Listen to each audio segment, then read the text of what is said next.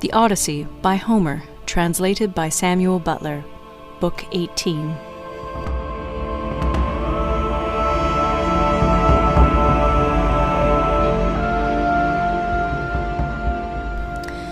Now there came a certain common tramp who used to go begging all over the city of Ithaca, and was notorious as an incorrigible glutton and drunkard.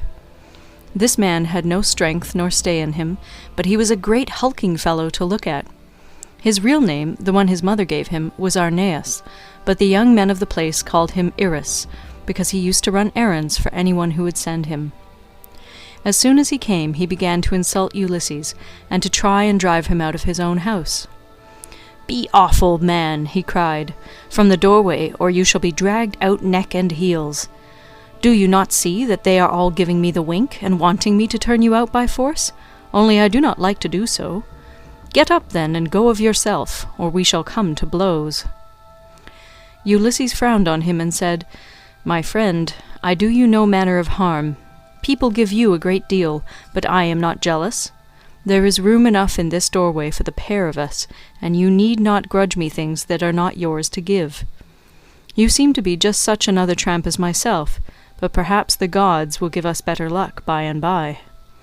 Do not, however, talk too much about fighting, or you will incense me, and old though I am, I shall cover your mouth and chest with blood. I shall have more peace tomorrow if I do, for you will not come to the house of Ulysses any more." Irus was very angry, and answered, "You filthy glutton, you run on trippingly like an old fish-fag. I have a good mind to lay both hands about you and knock your teeth out of your head, like so many boars' tusks. Get ready, therefore, and let these people here stand by and look on. You will never be able to fight one who is so much younger than yourself." Thus roundly did they rate one another on the smooth pavement in front of the doorway, and when Antinous saw what was going on, he laughed heartily, and said to the others, "This is the finest sport that you ever saw. Heaven never yet sent anything like it into this house.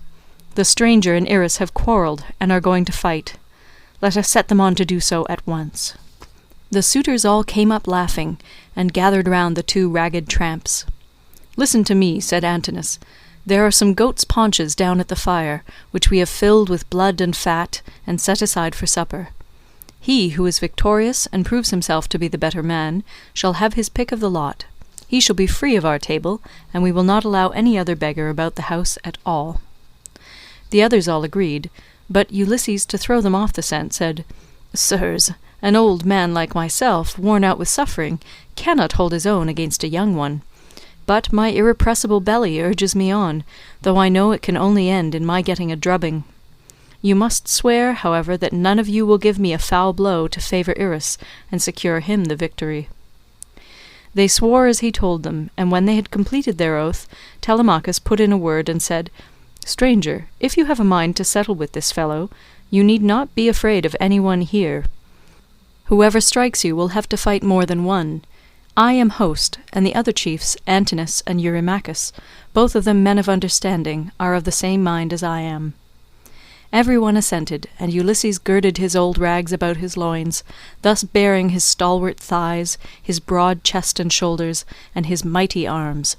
But Minerva came up to him and made his limbs even stronger still. The suitors were beyond measure astonished, and one would turn towards his neighbour, saying, "This stranger has brought such a thigh out of his old rags that there will soon be nothing left of Irus." Irus began to be very uneasy as he heard them, but the servants girded him by force, and brought him into the open part of the court in such a fright that his limbs were all of a tremble. Antinous scolded him and said, "You swaggering bully, you ought never to have been born at all if you are afraid of such an old, broken-down creature as this tramp is.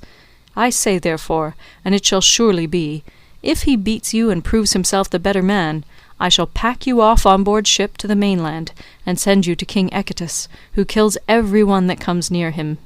He will cut off your nose and ears, and draw out your entrails for the dogs to eat." This frightened Irus still more, but they brought him into the middle of the court, and the two men raised their hands to fight. Then Ulysses considered whether he should let drive so hard at him as to make an end of him then and there, or whether he should give him a lighter blow that should only knock him down. In the end he deemed it best to give the lighter blow, for fear the Achaeans should begin to suspect who he was. Then they began to fight, and Irus hit Ulysses on the right shoulder, but Ulysses gave Irus a blow on the neck under the ear that broke in the bones of his skull, and the blood came gushing out of his mouth. He fell groaning in the dust, gnashing his teeth and kicking on the ground, but the suitors threw up their hands and nearly died of laughter. Ulysses caught hold of him by the foot, and dragged him into the outer court as far as the gatehouse. There he propped him up against the wall, and put his staff in his hands. "Sit here," said he, "and keep the dogs and pigs off. You are a pitiful creature, and if you try to make yourself king of the beggars any more, you shall fare still worse." Then he threw his dirty old wallet, all tattered and torn, over his shoulder with the cord by which it hung, and went back to sit down upon the threshold. But the suitors went within the cloisters, laughing and saluting him. "May Jove and all the other gods," said they, "grant you whatever you want for having put an end to the importunity of this insatiable tramp. We will take him over to the mainland presently, to King Echetus, who kills every one that comes near him." Ulysses hailed this as of good omen, and Antinous set a great goat's paunch before him filled with blood and fat. Amphinomus took 2 loaves out of the bread basket and brought them to him, pledging him as he did so in a golden goblet of wine. "Good luck to you," he said, "father stranger. You are very badly off at present, but I hope you will have better times by and by."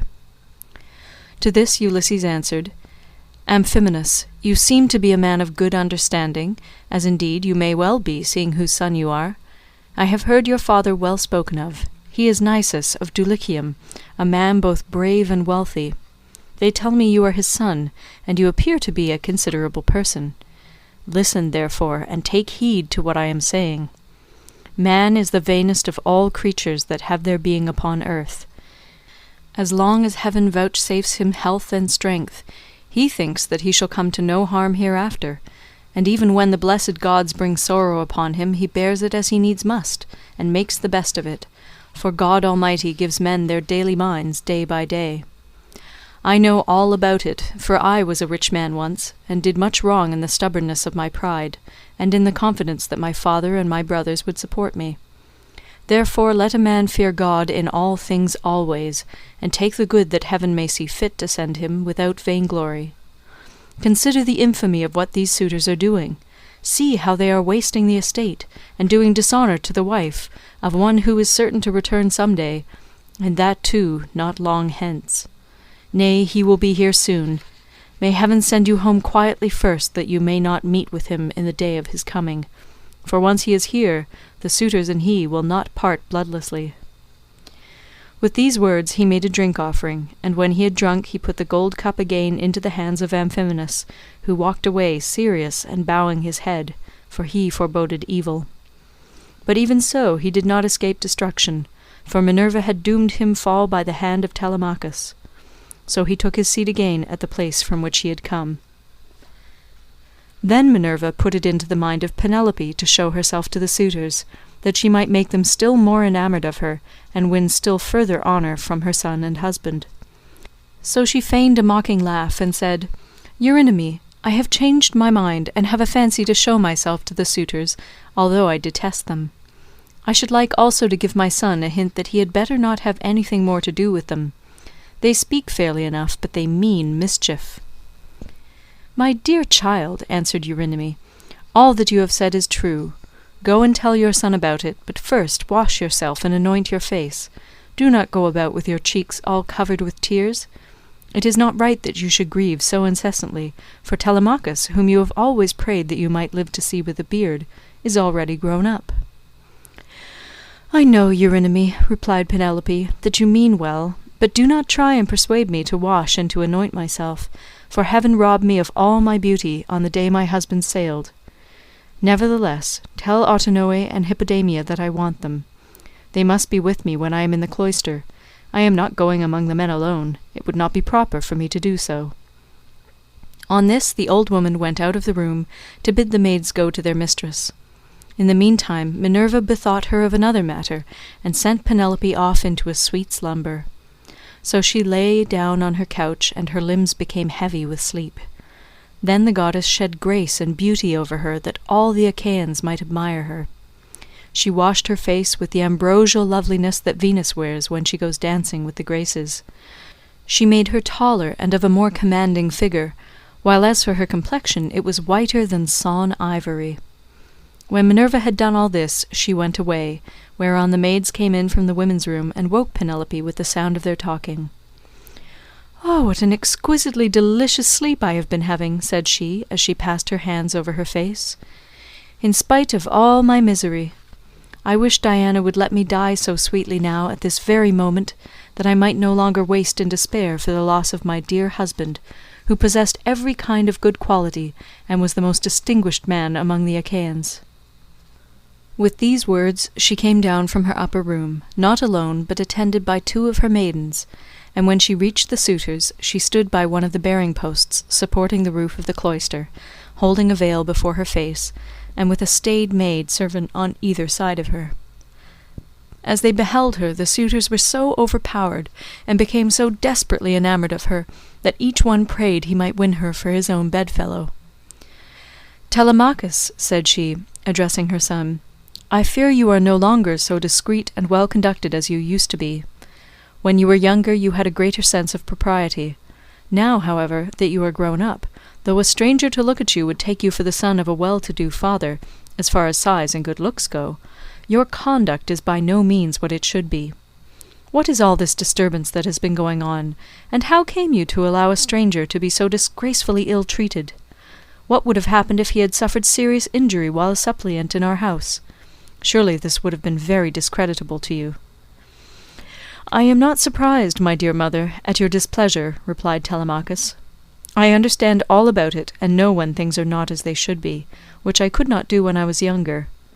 I cannot, however, behave with perfect propriety at all times. First one and then another of these wicked people here keeps driving me out of my mind, and I have no one to stand by me. After all, however, this fight between Eris and the stranger did not turn out as the suitors meant it to do, for the stranger got the best of it. I wish Father Jove, Minerva, and Apollo would break the neck of every one of these wooers of yours, some inside the house and some out, and I wish they might all be as limp as Eris is over yonder, in the gate of the outer court. See how he nods his head like a drunken man. He has had such a thrashing that he cannot stand on his feet, nor get back to his home, wherever that may be, for he has no strength left in him." Thus did they converse. Eurymachus then came up and said, "Queen Penelope, daughter of Icarius, if all the Achaeans in Iasian Argos could see you at this moment, you would have still more suitors in your house by tomorrow morning, for you are the most admirable woman in the whole world, both as regards personal beauty and strength of understanding." To this Penelope replied, "Eurymachus, heaven robbed me of all my beauty, whether of face or figure, when the Argives set sail for Troy, and my dear husband with them. If he were to return and look after my affairs, I should both be more respected and show a better presence to the world. As it is, I am oppressed with care, and with the afflictions which heaven has seen fit to heap upon me. My husband foresaw it all, and when he was leaving home he took my right wrist in his hand. 'Wife,' he said, 'we shall not all of us come home safe from Troy, for the Trojans fight well both with bow and spear. They are excellent also at fighting from chariots, and nothing decides the issue of a fight sooner than this. I know not, therefore, whether heaven will send me back to you, or whether I may not fall over there at Troy. In the meantime do you look after things here. Take care of my father and mother as at present, and even more so during my absence, but when you see our son growing a beard, then marry whom you will, and leave this your present home.' This is what he said, and now it is all coming true. A night will come when I shall have to yield myself to a marriage which I detest, for Jove has taken from me all hope of happiness. This further grief, moreover, cuts me to the very heart. You suitors are not wooing me after the custom of my country. When men are courting a woman who they think will be a good wife to them, and who is of noble birth, and when they are each trying to win her for himself, they usually bring oxen and sheep to feast the friends of the lady, and they make her magnificent presents, instead of eating up other people's property without paying for it. This was what she said, and Ulysses was glad when he heard her trying to get presents out of the suitors, and flattering them with fair words, which he knew she did not mean. Then Antinous said, "Queen Penelope, daughter of Icarius, take as many presents as you please from any one who will give them to you. It is not well to refuse a present. But we will not go about our business, nor stir from where we are, till you have married the best man among us, whoever he may be." The others applauded what Antinous had said, and each one sent his servant to bring his present. Antinous' man returned with a large and lovely dress, most exquisitely embroidered. It had 12 beautifully made brooch pins of pure gold with which to fasten it. Eurymachus immediately brought her a magnificent chain of gold and amber beads that gleamed like sunlight. Eurydamas's 2 men returned with some earrings fashioned into 3 brilliant pendants, which glistened most beautifully, while King Pisander, son of Polyctor, gave her a necklace of the rarest workmanship, and every one else brought her a beautiful present of some kind. Then the queen went back to her room upstairs, and her maids brought the presents after her. Meanwhile the suitors took to singing and dancing, and stayed till evening came. They danced and sang till it grew dark.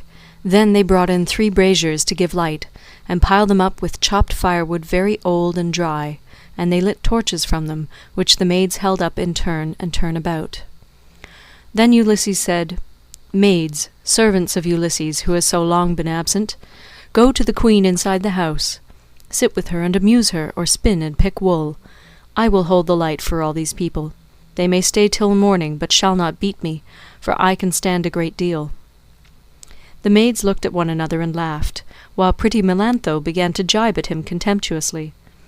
She was daughter to Dolius, but had been brought up by Penelope, who used to give her toys to play with, and looked after her when she was a child. But in spite of all this, she showed no consideration for the sorrows of her mistress, and used to misconduct herself with Eurymachus, with whom she was in love. "Poor wretch," said she, "are you gone clean out of your mind?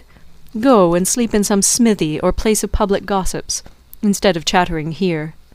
Are you not ashamed of opening your mouth before your betters? So many of them, too. Has the wine been getting into your head, or do you always babble in this way? You seem to have lost your wits because you beat the tramp Irus. Take care that a better man than he does not come, and cudgel you about the head, till he pack you bleeding out of the house." "Vixen," replied Ulysses, scowling at her, "I will go and tell Telemachus what you have been saying, and he will have you torn limb from limb." With these words he scared the women, and they went off into the body of the house. They trembled all over, for they thought he would do as he said. But Ulysses took his stand near the burning braziers, holding up torches and looking at the people, brooding the while on things that should surely come to pass. But Minerva would not let the suitors for one moment cease their insolence, for she wanted Ulysses to become even more bitter against them. She therefore sent Eurymachus, son of Polybus, on to gibe at him, which made the others laugh. "Listen to me," said he, "you suitors of Queen Penelope, that I may speak even as I am minded. It is not for nothing that this man has come to the house of Ulysses. I believe the light has not been coming from the torches, but from his own head, for his hair is all gone, every bit of it." Then, turning to Ulysses, he said, "Stranger, will you work as a servant if I send you to the wolds and see that you are well paid? Can you build a stone fence or plant trees? I will have you fed all the year round, and will find you in shoes and clothing. Will you go then? Not you, for you have got into bad ways and do not want to work. You had rather fill your belly by going round the country begging." "Eurymachus," answered Ulysses, "if you and I were to work one against the other in early summer when the days are at their longest, give me a good scythe, and take another yourself, and let us see which will fast the longer or mow the stronger, from dawn till dark, when the mowing grass is about. Or if you will plough against me, let us each take a yoke of tawny oxen, well mated and of great strength and endurance. Turn me into a 4-acre field, and see whether you or I can drive the straighter furrow. If again war were to break out this day, give me a shield and a couple of spears and a helmet fitting well upon my temples. You would find me foremost in the fray, and would cease your jibes about my belly. You are insolent and cruel, and think yourself a great man because you live in a little world, and that a bad one. If Ulysses comes to his own again, the doors of his house are wide, but you will find them narrow when you try to fly through them." Eurymachus was furious at all this. He scowled at him and cried, "You wretch! I will soon pay you out for daring to say such things to me, and in public too. Has the wine been getting into your head, or do you always babble in this way? You seem to have lost your wits because you beat the tramp Eris." With this he caught hold of a footstool, but Ulysses sought protection at the knees of Amphinomus of Dulichium, for he was afraid. The stool hit the cupbearer on his right hand and knocked him down. The man fell with a cry flat on his back, and his wine-jug fell ringing to the ground. The suitors in the covered cloister were now in an uproar, and one would turn towards his neighbour, saying, "I wish the stranger had gone somewhere else. Bad luck to hide, for all the trouble he gives us. We cannot permit such disturbance about a beggar. If such ill counsels are to prevail, we shall have no more pleasure at our banquet." On this Telemachus came forward and said, "Sirs, are you mad? Can you not carry your meat and your liquor decently? Some evil spirit has possessed you. I do not wish to drive any of you away, but you have had your suppers, and the sooner you all go home to bed, the better." The suitors bit their lips and marvelled at the boldness of his speech, but Amphinomus, the son of Nisus, who was son to Aretius, said, "Do not let us take offence. It is reasonable, so let us make no answer. Neither let us do violence to the stranger, nor to any of Ulysses' servants. Let the cupbearer go round with the drink offerings, that we may make them and go home to our rest. As for the stranger, let us leave Telemachus to deal with him, for it is to his house that he has come." Thus did he speak, and his saying pleased them well, so Mulius of Dulichium, servant to Amphinomus, mixed them a bowl of wine and water, and handed it round to each of them man by man, whereon they made their drink offerings to the blessed gods. Then, when they had made their drink offerings, and had drunk each one as he was minded, they took their several ways each of them to his own abode.